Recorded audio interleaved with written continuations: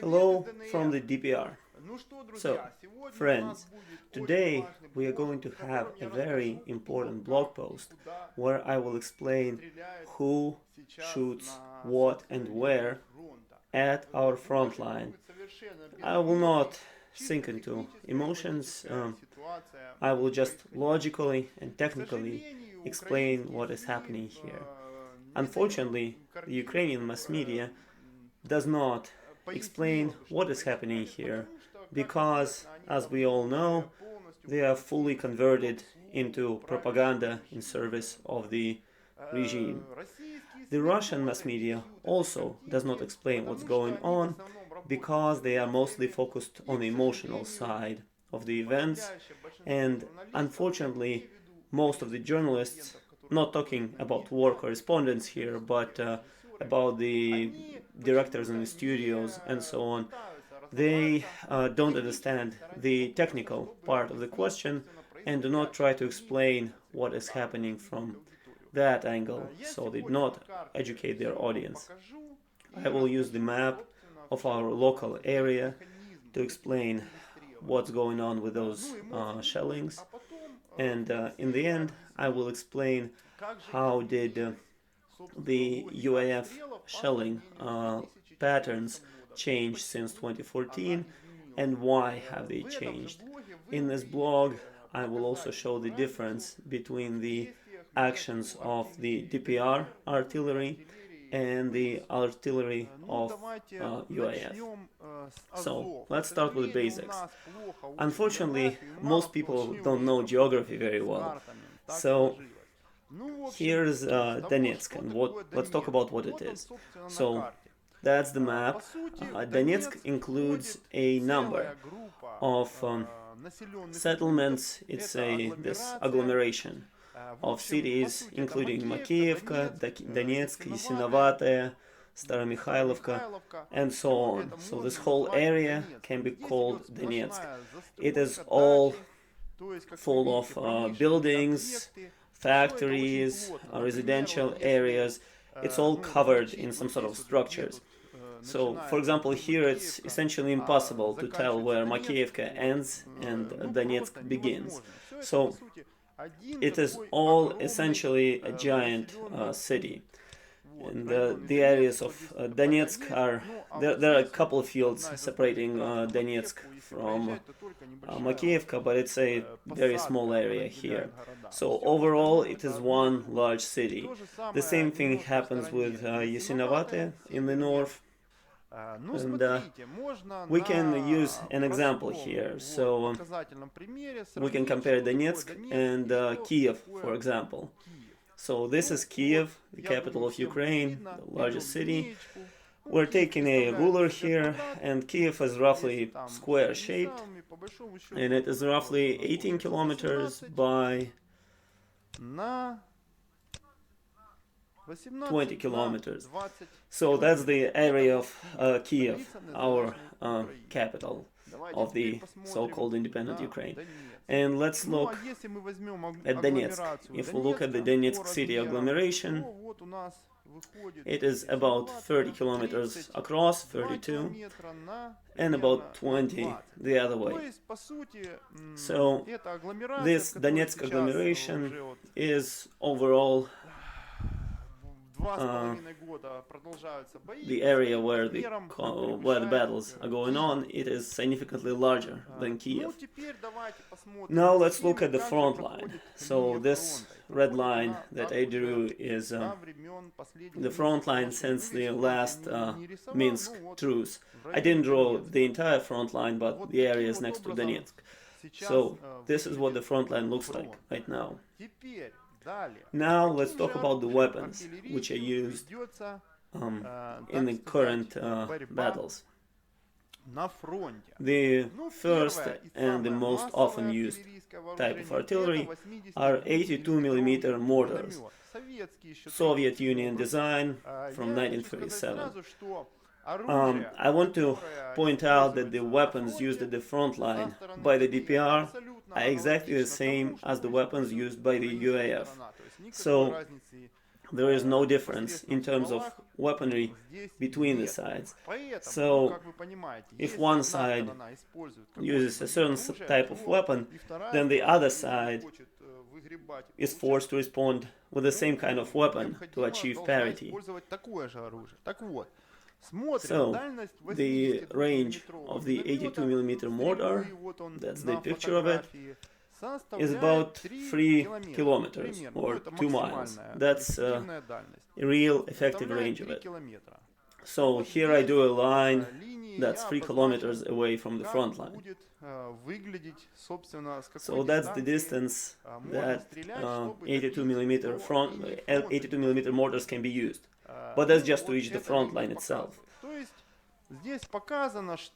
So here we can see that if you're using 82mm mortars, then you will be forced to fire from somewhere next to populated areas, or somewhere within city limits if you are trying to defend the entire front line. Keep in mind that I'm not saying it's fired from residential areas. The next weapon that is used quite often is the heavy mortar, the 120mm. It has a range of about 7 kilometers, and here's the line where they can be situated to reach the middle of the front line. The reason that 82mm and 120mm mortars are used the most often is because they are the lightest, the most mobile type of artillery. They are the simplest to use, and they allow the greatest flexibility in terms of maneuvering fire. Moreover, mortars are given directly to infantry units, so infantry can use them without having to contact artillery separately, go through the chain of command. So mortars are used more liberally and more tactically. So here we can see that in order to protect the front line next to Donetsk, mortars have to fire from somewhere next to the city. Next, 120mm weapons. So 122mm howitzers, D30, and a same gun which is mounted on the Avdeevka self-propelled howitzer. So these have a range of about 15 kilometers or 10 miles, and here we can see that again when they're used to protect the front line, in the areas of Spartak, which are the hottest areas, the ones with the most fighting, the area of Avdeevka. This is the famous industrial area in Avdeevka, which has been a hotspot since 2015. And in the areas of these highways is where the DPR army positions are. So the final weapon types are Grad multiple rocket launchers and 152mm or 6-inch howitzers. So these can be situated in the back beyond the city, but that would be at their maximum range to reach the front line. And of course, all these weapons are not firing exactly at the front line, especially the heavy howitzers and multiple rocket systems. These weapons are mostly used for counter-battery fire. So if they need to silence enemy artillery, which is firing from somewhere beyond the front line, so they need to be moved closer to the front line. So depending on where the enemy artillery is, if it's 5-10 miles beyond the front line, they need to be 5-10 miles closer themselves to suppress it. So, still, even these long-range heavy weapons need to be used somewhere next to the city. So, these are the technical constraints of using artillery in this conflict area.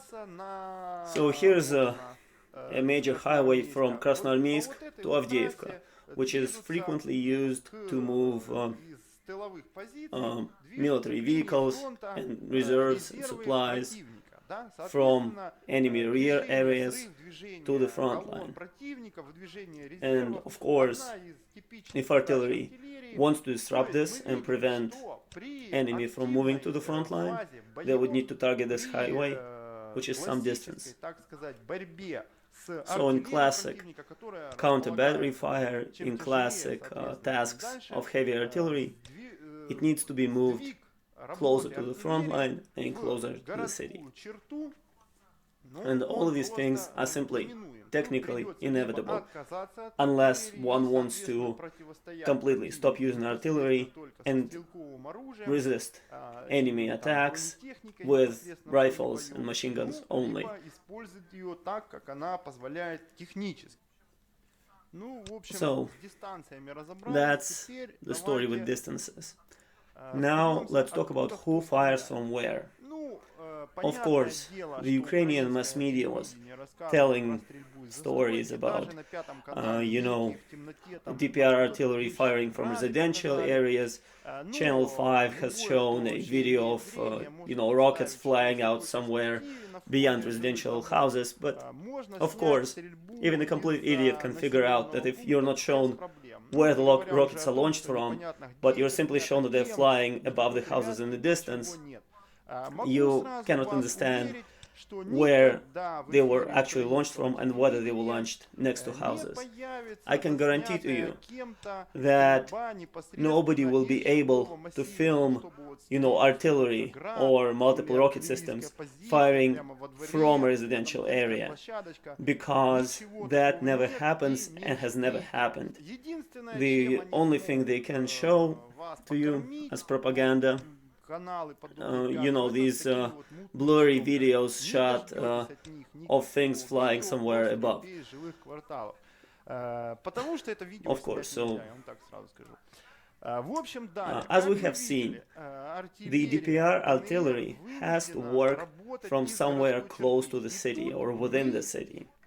But we need to make a distinction between working somewhere within city limits and firing from residential areas, because the Donetsk agglomeration has plenty of open fields, former factories, various areas that do not have residential buildings, which can be used for such tasks. Well, here's an empty field, for example.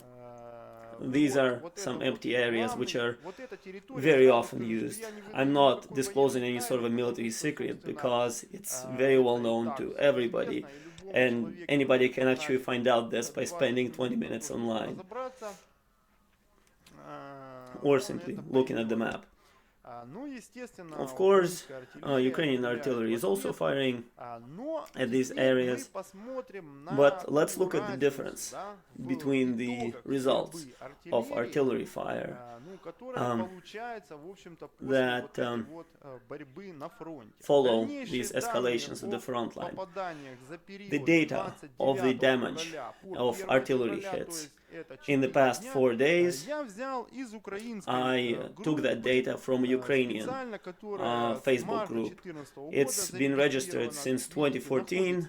It is located in Kiev, as you can see. It's a humanitarian organization, which is of course funded by Soros or something, and it is for United Ukraine, for, returning Crimea, but they're not terribly aggressive, they're more humanitarian.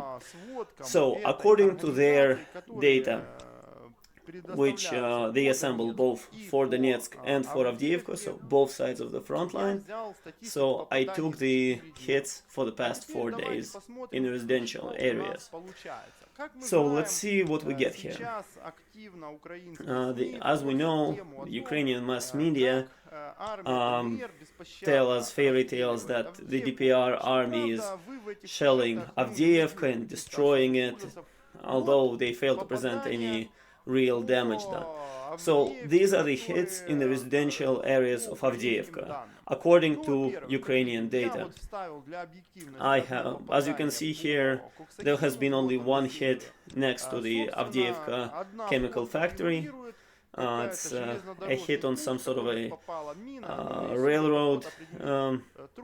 According to the photos, it's probably a mine of some sort. So it's on the outskirts of the factory. So there's no shelling of the chemical factory going on, contrary to previous reports. And as far as I understand, there has been no shelling of it in the past year at least.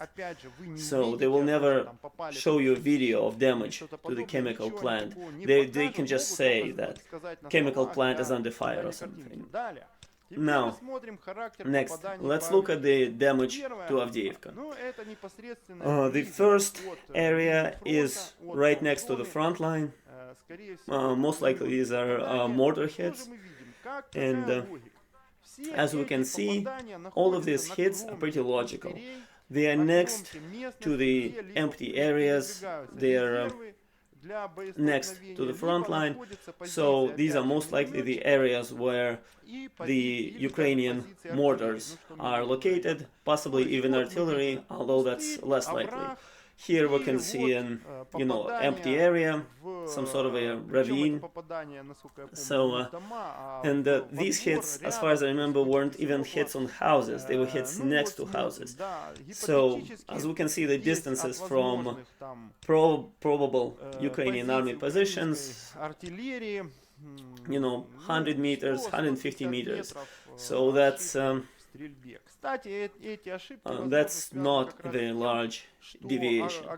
And these imprecise fire can also be explained by the fact that the DPR artillery cannot fire from residential areas, so they have to fire from some inconvenient positions further away, which leads to greater spread.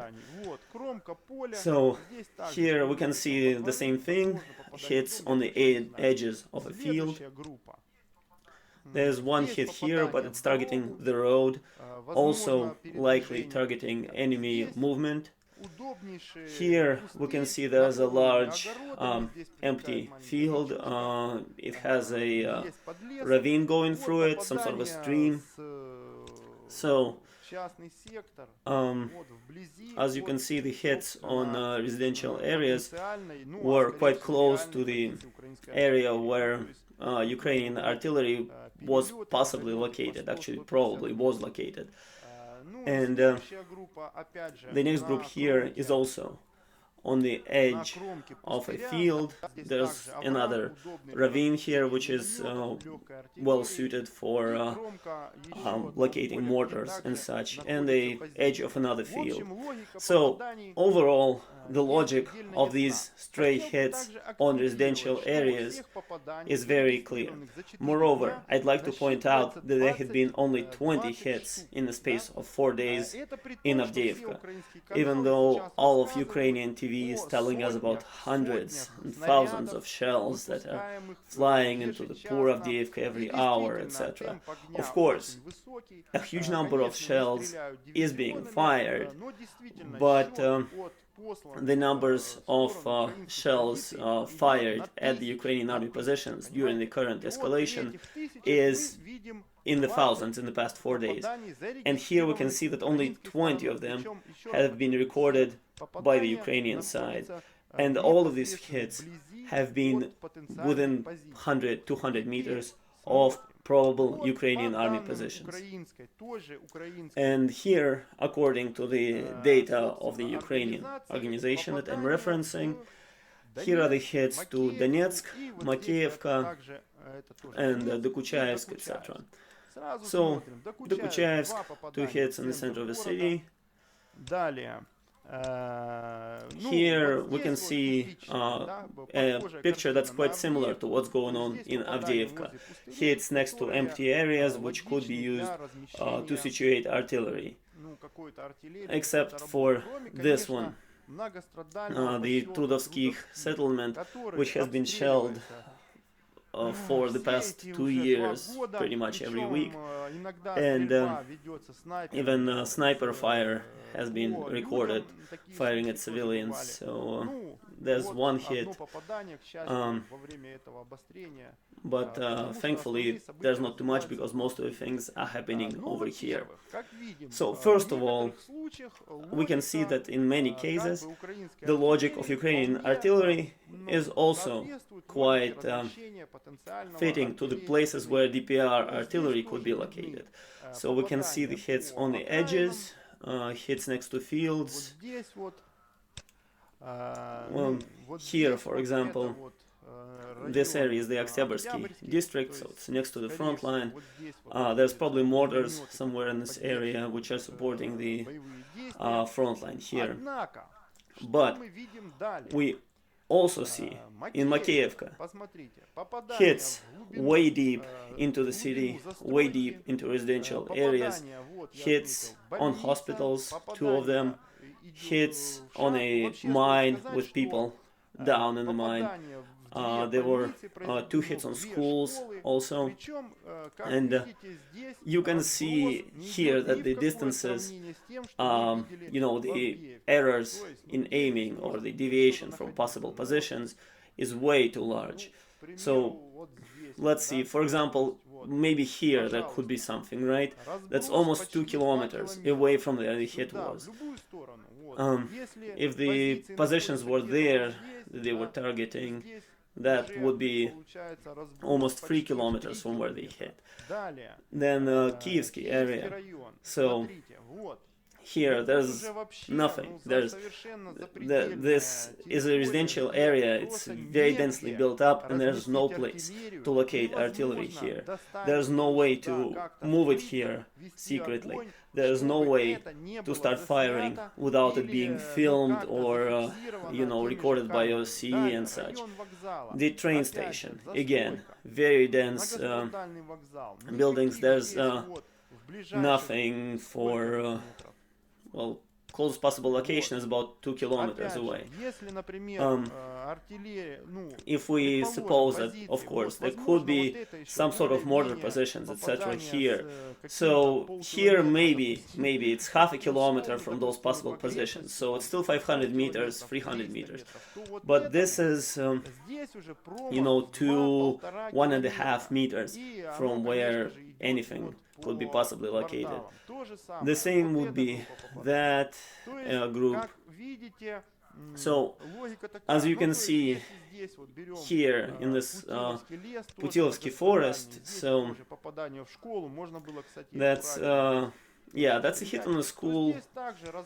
Yeah, there could be something in Putilivsky les, but it's about 500 meters, and in this house a woman was killed. There was a hit on the Zasyadka mine, so people had to be rescued, and the closest possible position, Putilivsky les, which could have artillery. Maybe there's something on the rail lines, although there's no way to put things on the rail lines, but it's essentially a mile. This is almost 2 kilometers. So, as we can see, and these hits are beyond any logic or reason.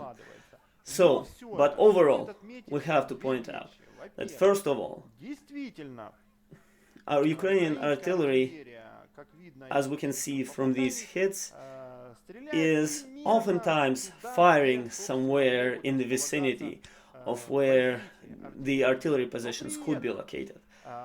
But at the same time, it operates with disregard for accuracy, and Here we can see that the reason these areas are hit is primarily because Ukrainian artillery fire is inaccurate and they are not responsible for where they hit, unlike DPR artillery, which empathizes accuracy and not firing stray rounds. There have been many videos of Ukrainian artillerymen firing drunk or, otherwise intoxicated. So these hits here are most likely not due to any sort of a technical error or, deviation. But this can only be explained by lack of responsibility or, malice. You can recall that in Kiev, their new police were chasing a car fairly recently and firing everywhere, and they were like, okay, if there's stray rounds hit somebody, that's life. So third important factor here is a very worn out gun barrels and very worn out artillery systems that the Ukrainian side is using. As we know, Ukraine is no longer capable of producing any sort of artillery, so their weapons wear out and their the equipment is getting worn and less accurate. So we can see here that the shells are landing further away from the areas where anything could be located. So we can see the hits on the edges, makes sense, but they are further from the edges on average, and there are some hits which are nowhere near any possible artillery position. This is another hit on the hospitals. Also, a woman was killed, some patients were wounded. So that's, I think the difference is fairly clear.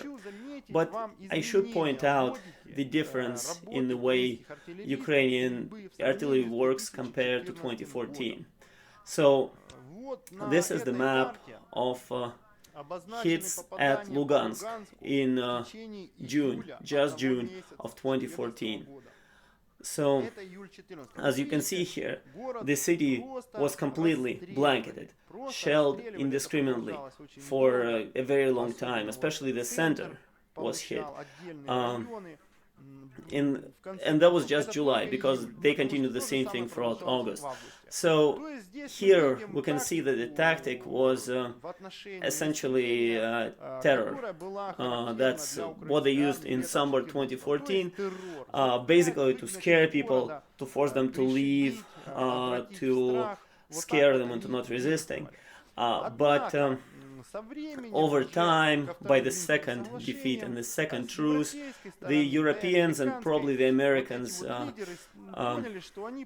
they probably realized that they are siding with open fascism, and they would not be able to avoid responsibility for it, because Russia is pointing it out, because there's foreign journalists coming by and filming everything. So by the second Minsk truce, Ukraine has been forced to understand that, Europeans and Americans will support Kiev, but it shouldn't engage in genocide and terrorism so bluntly. So overall, Ukrainian artillery now tries to fire somewhere in the vicinity of positions which could have our artillery. Of course, they still don't care about the lives of civilians. They are still fighting drunk, their equipment is still worn out, so they do have a larger spread. And just to compare numerically, in these 4 days of fighting, with using roughly the same number of shells from either side, the southern side of Avdeevka has been hit 20 times. Donetsk, the Kuchayevsk and Makiivka have been been hit over 100 times, including 2 schools, 3 hospitals, 2 mines with people in them, in the mine. And as you can see in Avdeevka, the hits were mostly next to houses, you know, breaking windows, hitting roads, and there had been just several hits on individual houses, and this is out of thousands of shells fired. So that's the comparison, that's the situation that we have right now. So I think we can see the logic in how both sides operate, and I have shown it. So, friends, I have shown without emotions, using Ukrainian data, to show the difference between the way artillery is used on both sides of the front line. On tomorrow, I'll make another video showing why is the current escalation going on, what are the military and political reasons for it, what's going on tactically, and what might happen next. Well, thank you. Subscribe to my channel. I'll try to be professional, work as a journalist if professional journalists don't do it. And of course, my aide